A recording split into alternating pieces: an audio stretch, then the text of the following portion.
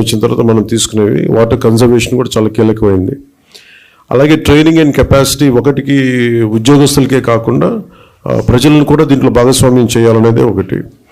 అలాగే దీంట్లో ఈ ఐటీ సిస్టమ్స్ ద్వారా దీన్ని మనం స్ట్రీమ్లైన్ ఆపరేట్ చేసే విధానం, అలాగే గ్రీవెన్స్ రిడ్రెసల్, ఏవైతే నీటి సరఫరాల ఇబ్బందులు ఏమున్నాయో రిపీటెడ్గా వచ్చే అవుట్ ఆఫ్ మెయింటెనెన్స్, వాటికి కూడా ఒక విధి విధానాలను రూపొందించడం, అది దీనికి సంబంధించి ఈ అమృతధార సంబంధించింది.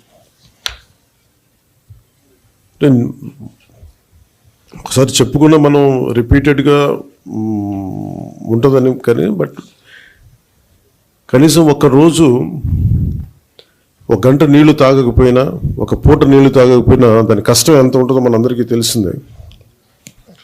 ఏకాదశి వ్రతాలు కానీ